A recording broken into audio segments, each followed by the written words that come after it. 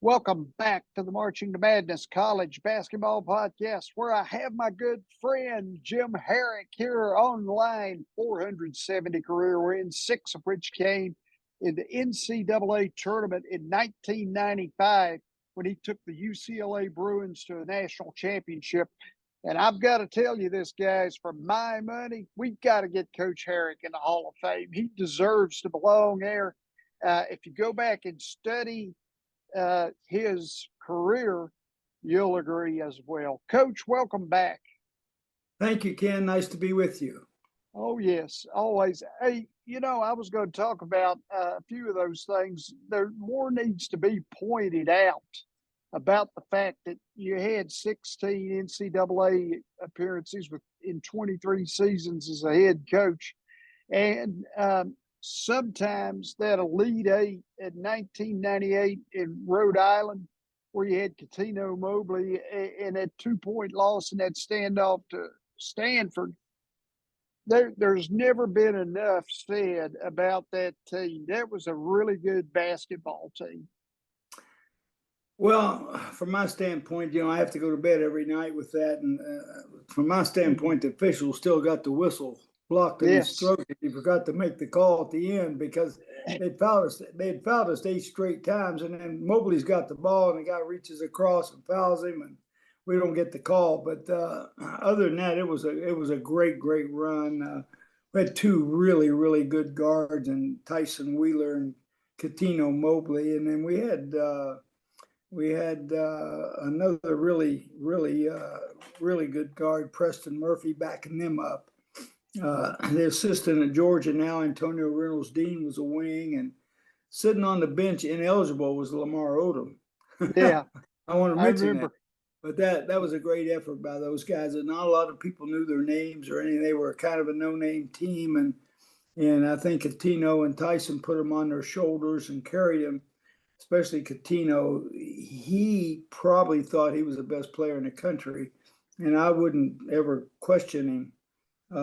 He was spectacular that season. And going into the year, Ken, we went to the meeting in the fall, and he wasn't even one of the top 15 players in the Atlantic 10 Conference. And he ends up being the MVP of the league and played 11 years in the NBA. So he really adapted to our style of play and the fundamentals we gave and the way we played basketball. And he opened the season 8-8 in the first game and 6-6 the second game. He was 14 for 14 the first 14 shots he took that season. So he pretty had good average. Spectacular year. Yeah. Hey, here's a fact we just mentioned. 16 different teams in 23 years to the NCAA tournament. Talk about a couple of those that you thought might have had the national title potential as your 95 Bruins did. Well, our first year we went to the tournament. I was at Pepperdine, and it was my second or third year there, and we beat Pittsburgh. And in our first NCAA tournament win, and that was really a nice win for us. And then Oregon State with Lester, the molester, beat us, and then we went back. I went 4 times at Pepperdine in 9 years, and then tied 1 year and didn't go. The other team went, San Francisco, but. We had a great run there. We played Duke 1 year and played Maryland 1 year with Len Bias, and so we had some great runs in the NCAA tournament. And then we went to UCLA, and we went I was there 8 years, went 8 straight tournaments. And I don't know a coach who's been at UCLA except the first 3 when they had Bartow, Cunningham, and Brown. None of the others have gone to consecutive NCAA tournaments their whole career there. That's been 8 years there and win every single time. And we beat Indiana in the tip-off classic, and then we had to face them in the Elite Eight, and they beat us. And we had some great runs there. My second year there, we played Duke in the Sweet 16. It 1 2-point game, and it was a winnable game. It didn't win, but it was a winnable game. So that was a great highlight too. And so we had some great runs, some disappointments, but the disappointments were in the tournament. So you're glad you're in it. And so coaching basketball is not always a smooth freeway. There's a lot of bumps in the road and a lot of potholes that you hit throughout your career. But I look back on it, Ken, and I just had a marvelous run. I had 2 of the greatest years I ever had in my life at Rhode Island, and then had really 3 of the 4 years at Georgia were marvelous. And so I've got no complaints, and really no one knows, but I spent 9 years in high school, 4 as a head coach, and we were 102-16. And in 1973, we had the #1 high school team in America, voted by Basketball Weekly magazine, which is hypothetical like it is today. Yeah. But we won 45 straight games in that period. So I spent a lot of years, 9 years in high school. And so, you don't get credit for, like some guys coach their whole career, and add that 100, now you're almost at 600 game wins, and that's a Hall of Fame career there. But I've had a marvel. I've got no complaints. I've had a marvelous run. It's been you look back on your journey, and it was just absolutely spectacular. I wasn't aware of that high school picture, but I'm glad you brought that up. Now, which high school was that? I was at Morningside High School in Inglewood, California, which produced women Lisa Leslie, men Byron Scott, and so we've had some Stan Love, Kevin Love's dad was our first great player there. We had a guy named Nat Ballmer that went to LSU and played with Maravich. So we really had some. My last year there, we had 7 college players who went on and played either Division I or junior college or NAIA, and so it was a great opportunity there, and we really had a great run. Coach, you mentioned Georgia, and I remember in 2002 you won the SEC regular season title there. But it's another thing. It should have been celebrated more. I mean, the talent, that's been in that league, I think throughout time has been a whole lot better than maybe it's been associated with. But you had Jarvis Hayes and Ezra Williams. They were your 2 leading scorers. And we used to, it was back when my wife and we used to enjoy our trips to Athens in the winter those years. Yeah, we run the eastern side of the Southeastern Conference, which included Kentucky, Florida with Billy Donovan in his right before his great heydays, but he was really, really good. And Tennessee had some really spectacular players. Vanderbilt was really a good basketball team in those days. So every night in the Southeastern Conference, we got beat in the tournament, so we weren't the Southeastern Conference champions, but we were the Eastern Conference, Eastern side. And we had Jarvis Hayes, who got drafted 9th, and Ezra Williams, who played overseas. But we had Rashard Wright, who the next year got drafted by Indiana and played some time there, and then went overseas and played. Steve Thomas played some overseas. Chris Daniels overseas for about 10 years and played. And then backing them up, we had Jonas Hayes, Jarvis's twin. And just to mention, in the first round of the NCAA tournament, he goes for 14 points and 12 rebounds. So he wasn't chump change. He was really a good player for us. And we had also had Damian Wilkins coming off the bench too, and he ends up playing about 6 years in the NBA. So we had some talent. And I look back, Ken, and everywhere I've been, high school, Pepperdine, UCLA, Rhode Island, Georgia, always had great players, Ken. Always had great players. And you have to have great players. You're not going to win. Show me a good coach with bad players, and I'll show you a guy gets his brains beat out every night. But you also have to be an attractor. You have to attract those guys to your program and to your team. and you have to be lucky a lot. And I was lucky a few times, and I was unlucky a few times too. So that's what I mean by the road's not always, you win some games in NCAA and then you get upset in the NCAA too. We all have. There's not been any of it. Remember when Lehigh beat Duke and, in the first round. So none of us have escaped any of that stuff. And it's a tough business. But boy, I had a great run. Wow, what a run. Yeah. Oh yeah, it was very enjoyable. I mean, I watched most of those games either on TV or by driving down to Athens. It wasn't far from Charlotte, though, Coach. About 3.5 hours. Yeah, it was good. It's good. Which UCLA team, other than your national champion, did you think might break through and could have won another one for you, or were there multiple teams? Well, my second year there, I had a senior, Trevor Wilson, who had a marvelous year. We had lost Pooh Richardson the year before. I had Derek Martin, who played 15 years in the NBA, and Gerald Matkins, who played about 4 or 5 years in the NBA at the guards. And I had Don McLean and Trevor Wilson. Don played 11 years. Trevor had a cup of coffee. And then a freshman I put in about mid-year, Tracy Murray. He played 11 years in the NBA. That was a team that Duke beat us with Leitner and Hurley, beat us in the Sweet 16 by 2. And we had a shot it was a winnable game. It's disappointing, but it was a winnable game. And they went on and won a national championship.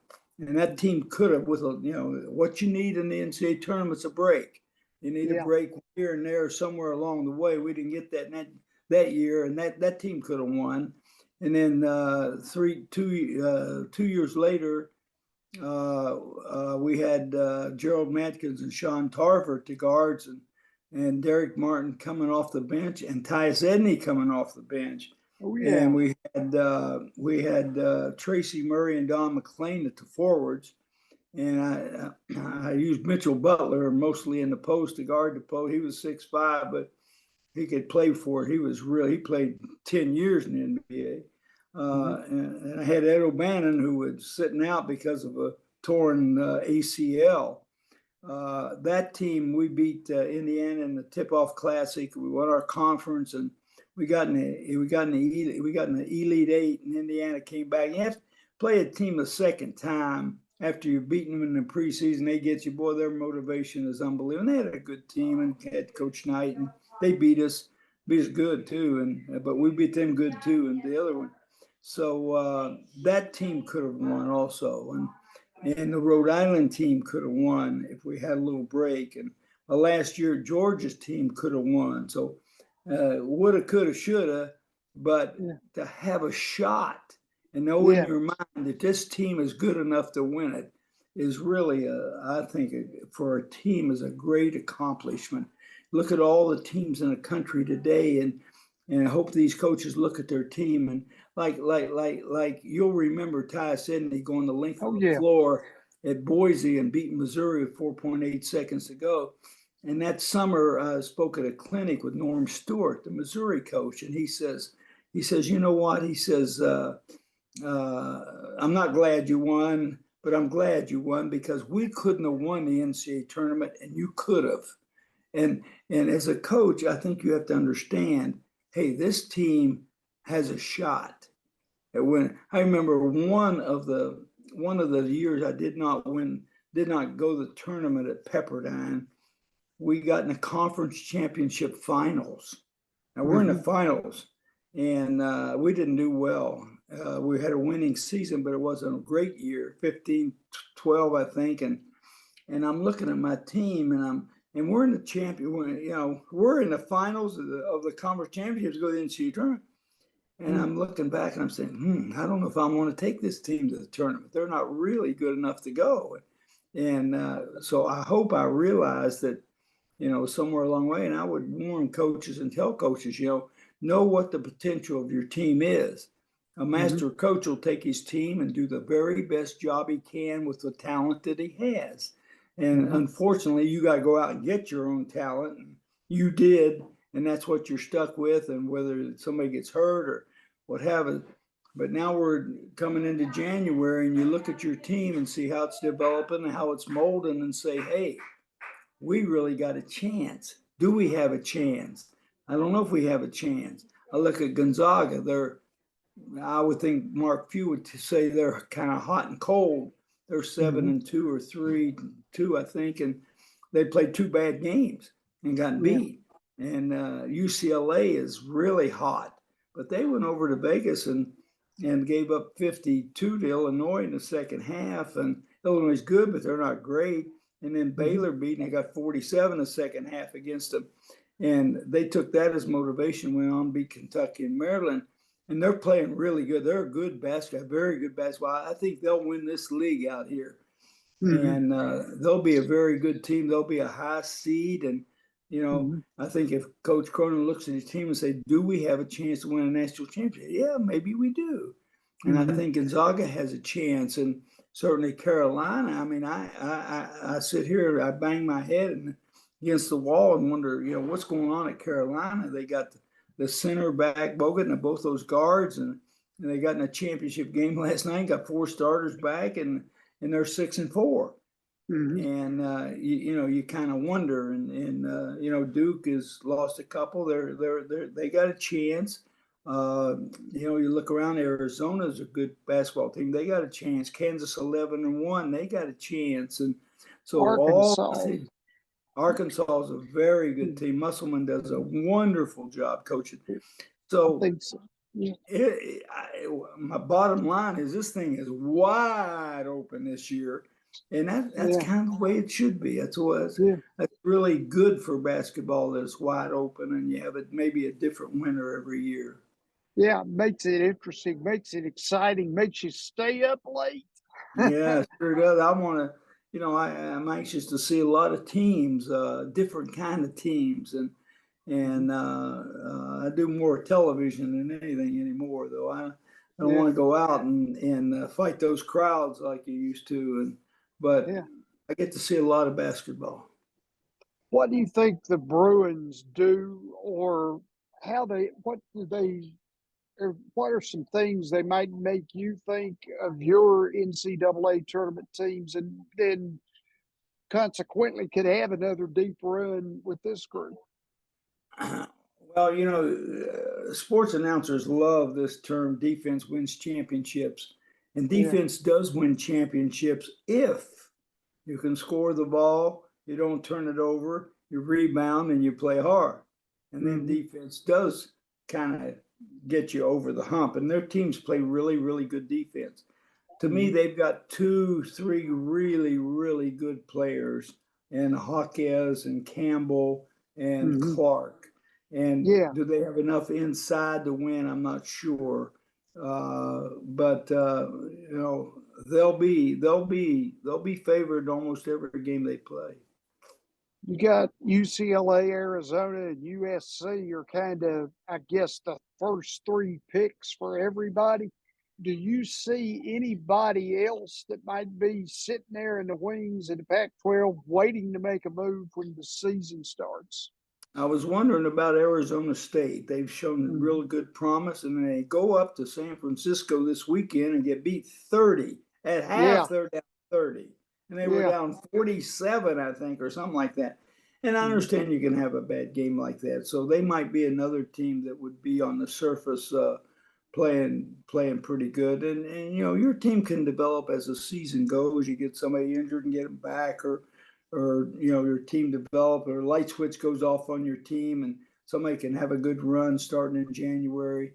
But it looks like those 4 teams in the Pac-12 are the teams to beat. What are some things you've seen this season that kind of have been different to the college game? I don't know that I've seen a lot of different things. Very, very few people play zone defense. Very, very few people press unless they need to. And I understand that because the 3-point shot has almost eliminated most zones. The 3-point shot, you know, when you beat a zone, you spot up guys on the wing and they can knock down threes. Threes are killers, killers. And I watch the NBA a lot, and certain teams will give you a 2 and try to take away the 3. And there are some NBA teams that are shooting 43s a game, try to get to 50. And I know Alabama tries to shoot 35, 30, 35, 40 a game. And you need really good shooters. I just, part of me doesn't like that part of the game because I grew up not having a 3-point shot in my era. And then it changed right in my mid-year. I think in '84 at Pepperdine, I think it changed, and the three's good. I wish they would move the line back. The college basketball men's line is too short, in my opinion. If high school's 19.9 and NBA's 23.9, why wouldn't college be 21.9? 21.9. And it's 29 right now, 20 feet 9 inches.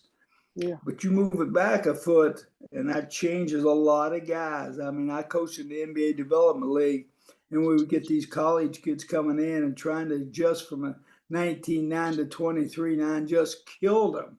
Just absolutely destroyed a lot of guys because there's a lot of college guys that cannot adjust to that, but there are a lot that can.